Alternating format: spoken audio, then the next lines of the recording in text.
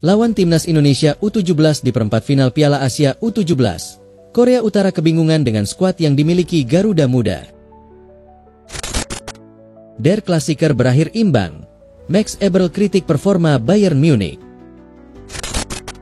Bantu kemenangan Inter, Jan Bisek mengaku happy. Dituduh terlibat perjudian, Di Maria dan Paredes buka suara.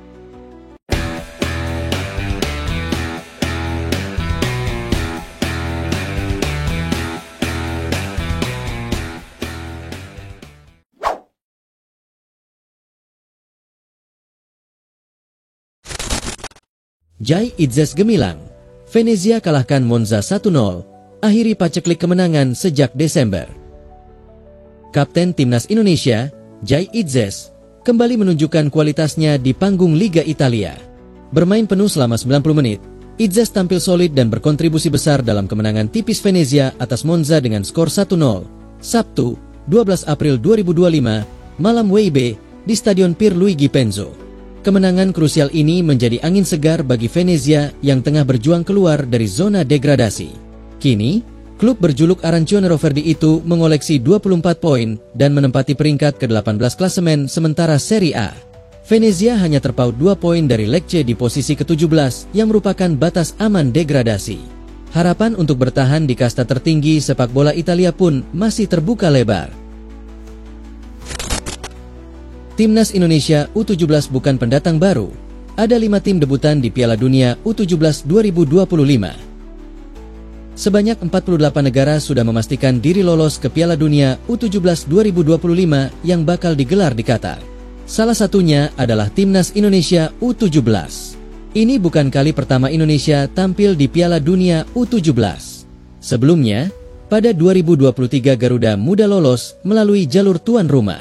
Indonesia yang kala itu dilatih Bima Sakti harus terhenti di fase grup. Garuda Muda tergabung di grup A bersama Maroko, Ekuador, dan Panama. Nah, di Piala Dunia U17 2025 nanti ternyata ada 5 tim yang berstatus sebagai debutan. Yang menarik, 5 tim debutan tersebut berasal dari 4 zona yang berbeda, yakni dari Afrika, Amerika Utara, Oseania, dan Eropa. Dari Afrika, ada 2 tim debutan. Mereka adalah Zambia dan Uganda. Dari Amerika Utara, ada El Salvador yang mencatat debut di Piala Dunia U17. Beralih ke Oseania, tim yang berstatus debutan adalah Fiji. Sedangkan Republik Irlandia menjadi debutan yang berasal dari Eropa. Banyaknya tim debutan karena kebijakan FIFA menambah peserta Piala Dunia U17 sebanyak 2 kali lipat. Jika sebelumnya diikuti 24 tim, mulai edisi 2025 ini diramaikan 48 negara. Lawan timnas Indonesia U17 di perempat final Piala Asia U17, Korea Utara kebingungan dengan skuad yang dimiliki Garuda Muda. Timnas Indonesia U17 berhasil menciptakan kejutan besar di Piala Asia U17 2025 dengan menyapu bersih semua laga. Timnas Indonesia berhasil mengejutkan semua peserta di ajang pertandingan sepak bola Piala Asia U17. Pasalnya, Timnas Indonesia U17 secara mengejutkan berhasil menyapu bersih laga dengan kemenangan di babak fase grup. Kini, Timnas Indonesia akan melawan Timnas Korea Utara di babak perempat final Piala Asia U17 yang akan digelar Senin besok. Timnas Korea Utara dibuat kebingungan dengan skuad Timnas Indonesia. Pasalnya penampilan Garuda Muda cukup bikin bingung dengan skuad yang dimilikinya. Salah satu yang disoroti yaitu saat mengalahkan Timnas Korea Selatan U17 dengan skor 1-0 pada 4 April 2025. Gol tunggal dari Evandra Florasta di menit-menit akhir pertandingan membawa Indonesia meraih kemenangan dramatis yang tak hanya mengguncang lawan, tetapi juga dunia sepak bola Asia. Korea Utara, yang selama ini dikenal dengan permainan keras dan taktik disiplin, tampaknya kebingungan menghadapi permainan cerdas dan terorganisasi yang diterapkan oleh Timnas Indonesia. Meskipun penguasaan bola lebih banyak dikuasai oleh Timnas Korea Utara, mereka kesulitan menembus pertahanan kokoh Indonesia yang selalu siap menghadapi serangan dengan rapat.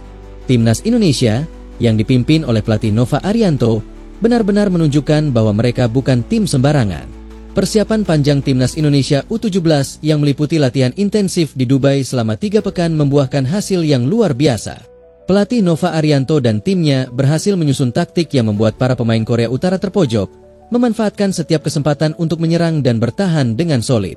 Kemenangan ini memberi sinyal jelas bahwa Indonesia U17 semakin matang dan siap untuk menantang tim-tim besar di Asia.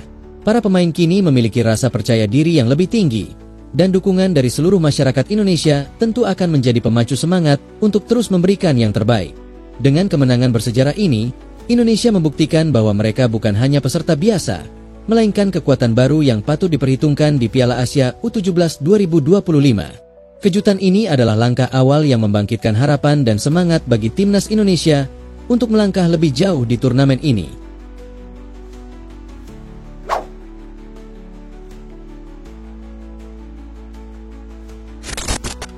Der Klassiker berakhir imbang. Max Eberl kritik performa Bayern Munich. Direktur olahraga Bayern Munich, Max Eberl, mengkritik penampilan di Rotten yang hanya bisa bermain imbang saat menjamu Borussia Dortmund tadi malam. Laga panas bertajuk Der Klassiker berakhir dengan skor sama skuad. Pasalnya pada saat Bayern Munich menjamu Borussia Dortmund di Allianz Arena, Sabtu 12 April malam WIB, kedua tim harus berbagi angka usai laga berakhir dengan skor sama kuat 2-2. Pada pertandingan tersebut, Dortmund membuka keunggulan lebih dulu melalui gol yang dicetak oleh Maximilian Bayer pada menit ke-48. Namun, Bayern berhasil berbalik unggul usai Rafael Guerreiro dan Suri Gnabry mencetak gol pada menit ke-65 dan 69. Akan tetapi, Di Borussen berhasil menyamakan kedudukan pada menit ke-75 melalui aksi Waldemar Anton, dan hingga laga usai tak ada gol lagi yang tercipta. Max Eberl yang menyaksikan pertandingan tersebut tampaknya tak puas Bayern hanya mengamankan 1 poin.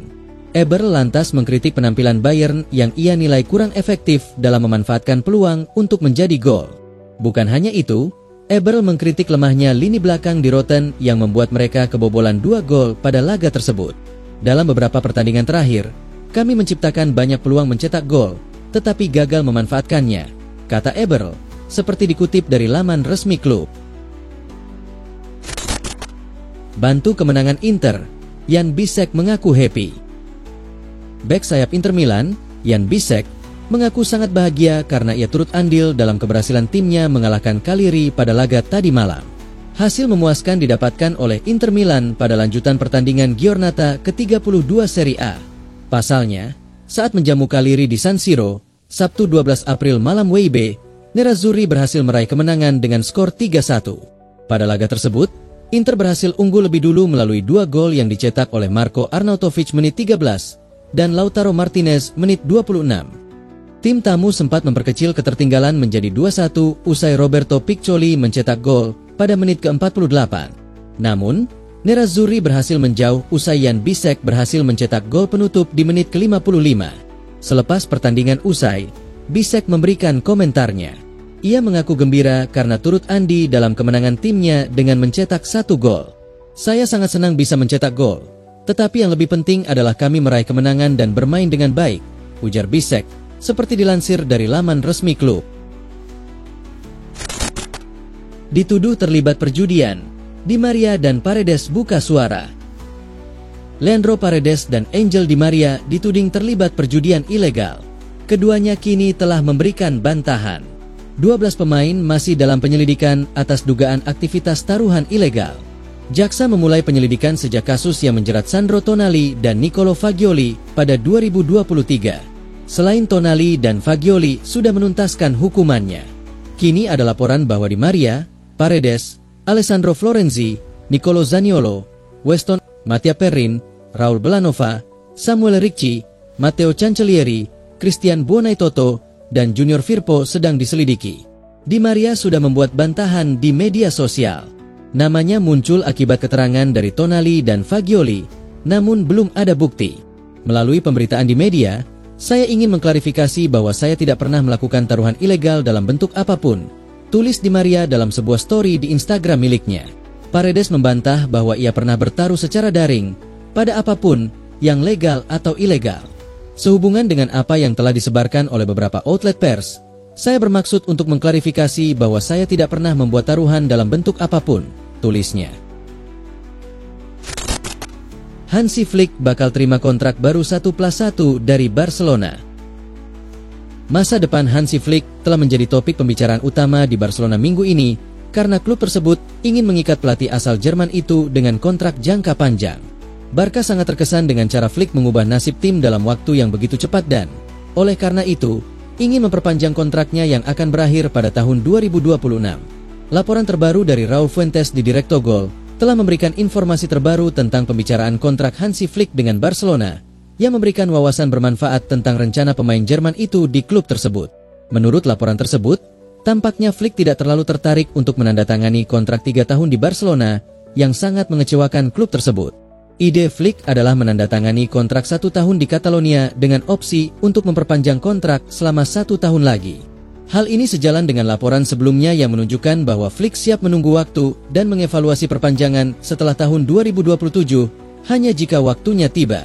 Laporan tersebut menambahkan bahwa pelatih asal Jerman tersebut beserta staf pelatihnya ingin sepenuhnya fokus pada proyek yang sedang dikerjakan. Demi winger Man United, Atletico Madrid siap libatkan Alvarez. Atletico Madrid dikabarkan berminat pada servis winger Manchester United, Antony yang saat ini sedang dipinjamkan ke Real Betis, sedangkan Setan Merah ingin menambah kekuatan di lini serang mereka. Kedua klub tersebut kabarnya siap terlibat dalam pertukaran pemain di bursa musim panas ini. Manchester United dikabarkan siap melepas beberapa pemain dan merekrut pemain baru saat mereka ingin membangun kembali skuad mereka untuk kompetisi musim depan dan tetap mematuhi peraturan keuntungan dan keberlanjutan (PSR). Kabar terkini seperti dilansir Manchester World bahwa karena penampilan Antony yang mengesankan di La Liga musim ini di Betis, Los Rojiblancos tengah mengawasinya untuk kemungkinan transfer musim panas. Atletico dikabarkan ingin merekrut pemain sayap itu untuk menambah kedalaman di lini depan, dan mereka bersedia membayar 38,4 juta pound dengan tambahan 25,6 juta pound. Ini adalah langkah yang sesuai untuk United, karena mereka perlu menjual Antony setidaknya seharga 32,52 juta pound untuk menghindari kerugian terkait PSR. Sementara itu bukan rahasia lagi bahwa Manchester United ingin merekrut penyerang di bursa transfer musim panas, sehingga mereka dapat memanfaatkan minat Atletico terhadap Antony untuk keuntungan mereka dan mengusulkan kesepakatan pertukaran dengan mantan penyerang Man City Julian Alvarez. Galatasaray ingin pulangkan Sacha Boey dari Bayern Munich. Run Sport melaporkan bahwa klub raksasa asal Turki, Galatasaray, dikabarkan ingin memulangkan mantan pemain andalannya yang kini sedang membela Bayern Munich, Sacha Boey, pada bursa transfer musim panas 2025 mendatang. Galatasaray meyakini bahwa Sacha Boey masih memiliki bakat besar sebagai bek sayap kanan, meski penampilannya kini bersama Bayern Munich semakin menurun. Sejauh musim ini, Boey telah mencatat 13 penampilan dari semua kompetisi bersama Bayern dengan total waktu bermain selama 540 menit, dan dalam prosesnya ia menyumbang 2 assist. Galatasaray ingin membawa Sacha Boey kembali ke klub dengan status pinjaman pada bulan Januari, tetapi bos Bayern, terutama Christoph Freund, menolak kepindahan tersebut untuk mempertahankan kedalaman skuad. Saat itu Freund masih yakin dengan transfer miliknya senilai 30 juta euro. Boey juga ingin memantapkan dirinya di Bayern, tulis laporan Run Sport.